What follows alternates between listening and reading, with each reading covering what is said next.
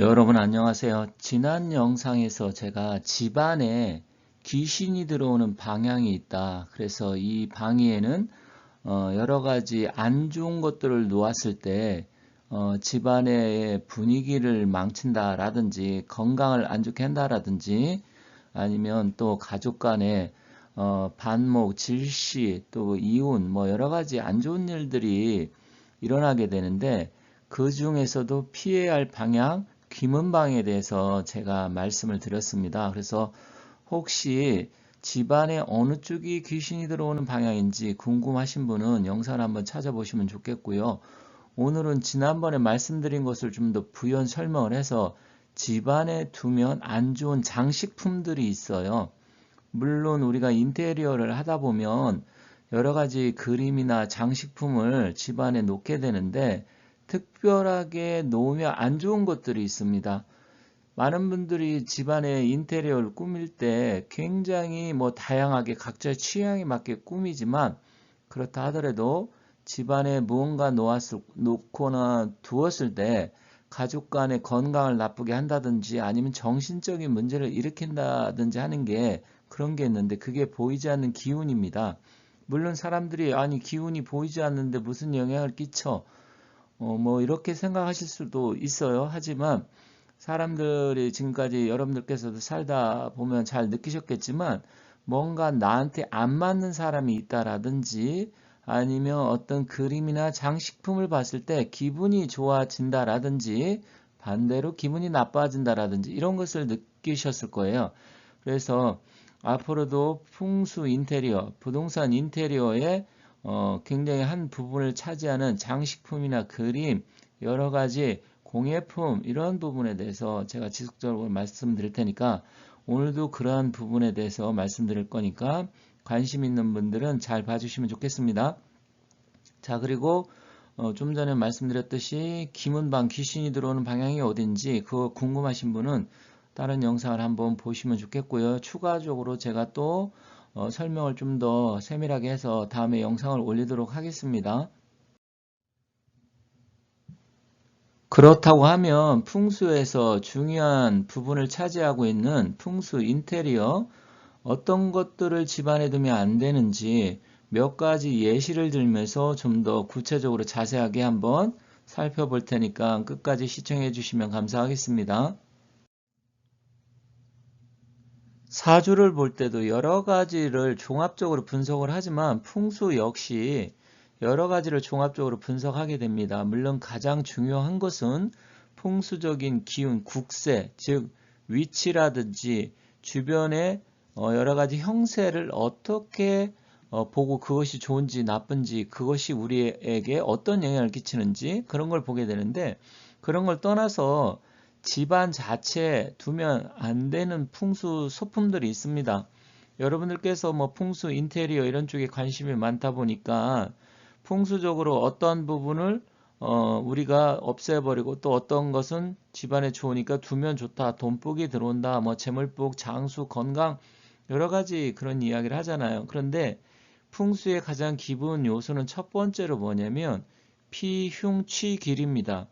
일단 좋은 것을 선택하는 것도 굉장히 중요하지만 무엇보다도 안 좋은 기운을 먼저 없애는 게 우선이에요.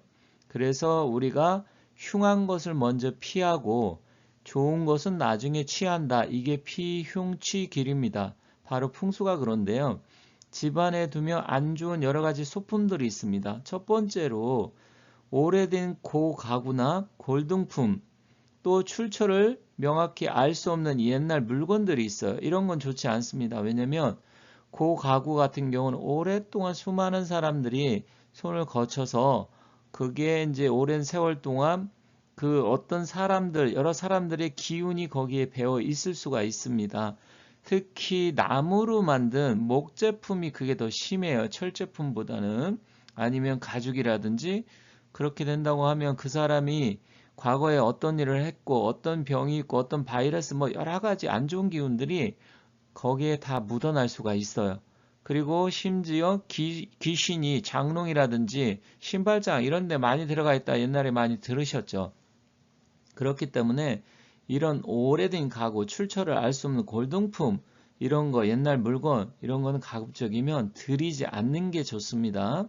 그리고 수추로 만든 장식품이 있어요. 특히 소나무 같은 거, 분재 이런 거 보면 수추로 해서 나무를 많이 만드는데, 수추는 결국 모든 것을 다 태워버린 것이잖아요. 그렇다고 하면 이 수추로 만든 장식품 이런 자체는 나쁜 기운, 물론 습기를 제어하는 뭐 좋은 기능도 있지만 전반적으로 기운 쪽으로 따진다고 하면 수치라는 것은 나중에 그게 계속 부서지고 가루 분진이 될 수도 있고요. 결국 생명이 다 타버렸다. 즉 어떤 생기가 없다. 이렇게 보기 때문에 수치로 만든 장식품은 가급적이면 집안에 들이지 않는 게 좋습니다. 그리고 외국 여행 갔다 오면 이상한 인형 같은 거 많이 사가지고 오셔요. 그래서 나무나 쇠로 만든 사람 모습이나 인형 등 이런 거 보면 어떤 때는 좀 이쁘기도 하지만 어떤 것은 굉장히 싸한 느낌이 들어요. 그래서 이런 것도 실제로 좋지가 않습니다. 풍수는 보이지 않는 기운을 우리가 찾아서 이게 우리 사람한테 어떤 영향을 주고 좋은 작용을 하느냐, 나쁜 작용을 하느냐 그런 것을 살피는 거예요. 그렇기 때문에 풍수적인 기운으로 봤을 때 이런 소품들은 좋지가 않다. 그리고 동물들의 박제품이 있어요. 심지어 옛날 뭐 여우라든지 호랑이, 독수리, 박제 이런 거 있는데 결국 풍수는 왕기, 생기가 있어야 되거든요. 근데 이미 이런 것들은 다 사기입니다. 죽은 기운이기 때문에 건강을 해칠 수도 있고 기운이 안 좋게 작용을 합니다. 그리고 글씨를 알 수 없거나 뜻을 알 수 없는 서예품, 추상화, 뭔가 보면 섬찟한, 섬뜩한 그런 기운을 느끼는 것들이 있어요. 그래서 이런 거 역시 전혀 우리가 풍수소품으로는 좋지가 않기 때문에 일단 이런 것은 가급적이면 집안에 들이지 않는 게 좋다. 이렇게 말씀드리겠습니다. 그리고 자작나무나 드라이된 꽃이나 메말버린 꽃이 있어요. 어떤 분들은 꽃을 집안에 오랫동안 보관한다 그래서 말려가지고 거꾸로 매달아 놓은 게 있거든요. 풍수는 가장 중요한 게 왕기와 생기입니다. 생기가 없는 집들, 생기가 없는 지역, 왕기가 없는 곳은 좋지가 않아요. 그런데 그것을 집안에 들여서 놓는다? 이것은 좋은 게 아닙니다. 그래서 이런 것은 가급적이면 피하는 게 좋습니다. 그리고 뾰족하고 날카로운 장식품이나 칼이나 컵, 심지어 일본도 같은 경우 아니면 서양에서 갖고 온 뭐 창처럼 생긴 이런 것도 집안에 둔 사람들이 많습니다. 이것은 길을 흐름을 방해하고 나쁜 살기를 띨 수가 있기 때문에 이런 것 또한 집안에 두면 좋지가 않습니다. 그리고 이 외에도 여러 가지 안 좋은 기운을 주는 것들이 있습니다. 그런 것들은 이제 나중에 하나하나 또 추가적으로 알아보고요. 자세한 것은 풍수 전문가한테 잠을 얻어서 들여놓는 게 좋다. 사소한 것 하나라 하더라도 너무 오래되고 출처가 알 수 없고 이상한 느낌을 주는 것들은 집안에 들이지 않는 것이 좋다. 이렇게 말씀드리겠습니다. 그러면 그림들을 하나하나 보면서 구체적으로 한번 보도록 할게요. 자, 여기 보면 오래된 가구가 있습니다. 물론 이런 정도 될 정도면 최소한 100년에서 많게는 뭐 몇백 년도 흘러갈 수가 있어요. 그런데 사람들이 이 고가구라든지 골동품을 모으시는 분들은 따로 창고에 보관을 해 둔다라든지 전시관이나 박물관에 두면 그래도 괜찮아요. 그런데 집안에 두는 건 좋지 않습니다. 왜냐하면 일단 풍수는 가장 중요한 게 생기발랄하고 왕기가 있어야 돼요. 왕기라는 것은 그 연도 시간에 따라서 바뀌지만 생기라는 것은 시간에 따라 바뀔 수도 있지만 바뀌지 않을 수도 있어요. 그래서 생기하고 왕기는 조금 다른 개념인데 일단은 이렇게 오래된 고가구 이것은 그동안 수많은 사람들이 손이 여기에 이제 뭐 장식품을 넣어 놓던 아니면 손이 탔을 거예요. 그렇다고 하면 이 중에서는 병자도 있을 것이고 기운이 안 좋은 사람도 있을 것이고 뭔가 탁한 기 그리고 먼지도 많이 쌓였을 것이고 물론 깔끔하게 정리는 했겠지만 그런 안 좋은 기운이 여기 배어 있어요. 이것을 만든 사람도 오래돼서 이미 사망했을 뿐만 아니라 이 가구를 사용해서 이 안에 여러 가지 물건을 놓아뒀던 사람, 이런 분들도 이미 다 사망을 했잖아요. 특히 나무 같은 경우는 기운을 배게 합니다. 그래서 옛날에는 장롱이라든지 신발장 아니면 이불장 이런 데 귀신이 산다 이야기를 했어요. 물론 뭐 꼭 귀신이 산다 이런 의미는 아니지만 그만큼 다른 사람의 기운이 뵐 수 있다. 그러면 이것을 만들거나 아니면 만지고 넣은 사람들은 이미 다 망자가 됐을 테니까 그 탁한 기운이 여기에 장식품에 배어 있을 수가 있기 때문에 이런 것은 집안에 드리는 것은 가급적 안 하는 게 좋습니다. 다음은 동물의 박제품 등입니다. 과거에는 저도 이렇게 보면 영화나 드라마 보면 집 좋은 집 이런 데 보면 이렇게 동물의 뭐 박제 독수리라든지 여우 심지어 호랑이 이런 박제를 해 놓으신 분들이 있어요. 요즘은 아파트를 많이 살다 보니까 이렇게 해 놓는 사람들이 별로 없는데 일단 풍수는 앞서도 말씀드렸듯이 생기가 제일 중요한데 이거는 사기입니다. 이미 죽어있는 기운이에요. 아무리 뭐 박제를 이쁘게 꾸며놓고 제대로 잘 만들고 썩지 않게 한다 하더라도 이미 이것은 죽은 기운이에요. 그래서 이거는 집안의 기운을 안 좋게 합니다. 특히 건강이 나쁘신 분, 또 어린아이, 또 정서적인 불안증이 있는 분들 가급적이면 이런 동물의 사체를 박제해 놓는 것은 좋지 않습니다. 이런 거 역시 전시관이나 아니면 박물관에 있어야 되는 것이지 우리 집안에 있으면 절대로 안 된다. 이렇게 말씀드리겠습니다. 세 번째는 수치로 만든 장식품. 이건 생각보다 굉장히 많아요. 물론 수치 우리 인체에 좋다. 이것은 여러 가지 연구 결과로도 많이 나와 있지만 우리가 고기를 구워 먹을 때도 이런 숯불에 구워 먹으면 확실히 맛도 다르잖아요. 하지만 숯은 이 살아있는 나무의 이 생기를 잘라가지고 말려가지고 결국 불로 다 태워버린 거예요. 여기에는 기운이 있지 않습니다. 그런데 여기 장식품 오른쪽 보면 분재를 취미로 하신 분들이 특히 이 숯장식을 많이 해요. 왜냐면 이 숯이 습기를 빨아들이는 역할을 하게 되잖아요. 그런 측면으로는 어느 정도 효용성이라든지 아니면 분재를 하실 때 뭐 장식품으로서 메리트는 있겠지만 일단 풍수는 기운을 가장 중요시 여기는 학문이에요. 그리고 우리 인간도 생체 리듬학적을 측면을 놓고 봤을 때 기운이 있어야 돼요. 생기발랄하다 이런 표현을 쓰잖아요. 그리고 기운을 거꾸로 하면 운기가 돼버립니다. 그래서 역시 이렇게 죽어있고 다 이 기운을 태워버린 수추로 장식을 하면 좋지가 않아요. 더군다나 수치에 보면 수춘 죽었는데 이런 뭐 난이나 어떤 식물의 장식품 살아있잖아요. 그러면 이건 생과 사가 같이 있게 돼서 식물한테는 좋지가 않습니다. 그리고 사람의 이 생기를 주는 기운 자체도 좋지가 않기 때문에 이렇게 수치로 만든 분재가 생각보다 상당히 많은데 이거 역시 기운을 탁하게 만든다. 이것을 여러분들께서 잘 이해를 하셔야 됩니다.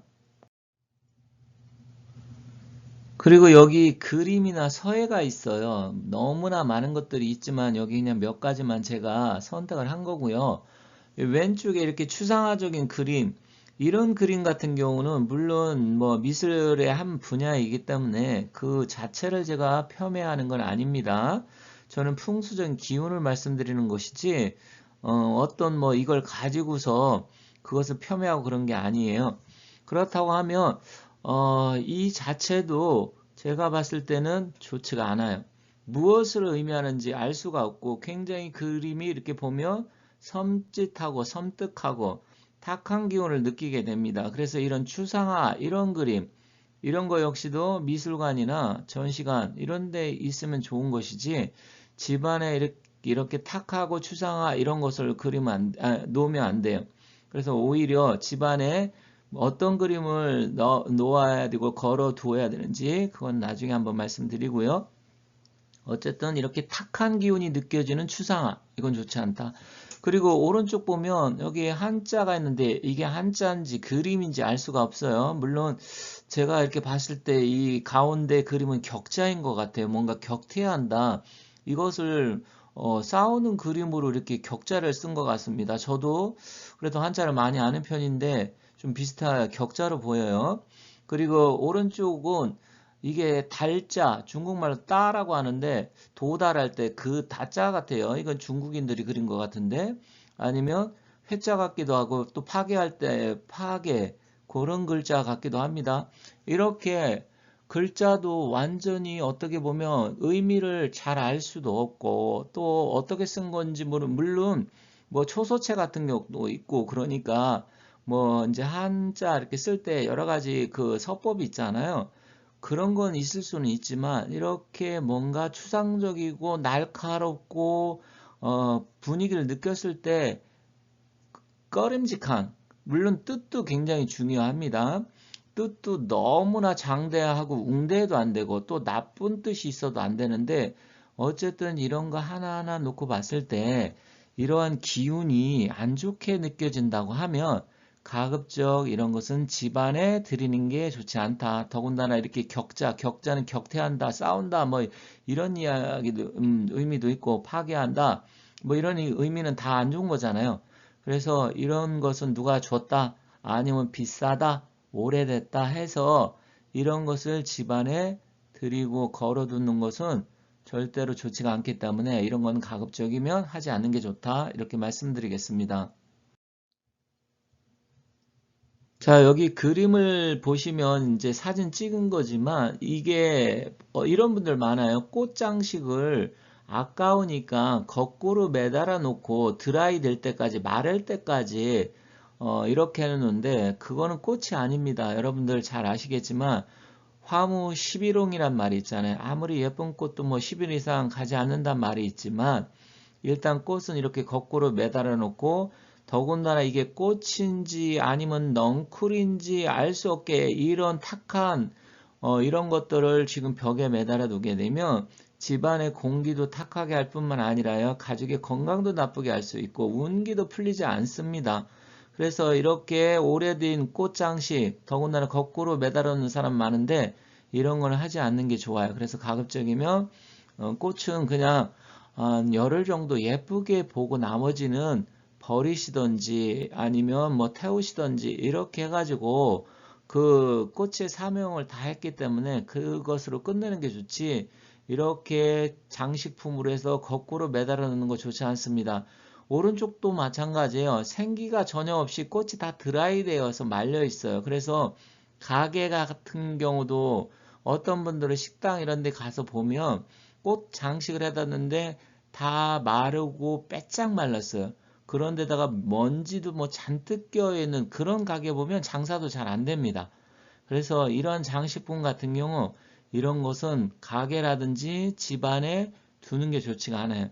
첫 번째로 풍수에서 가장 중요한 것은 생기와 왕기라고 했습니다.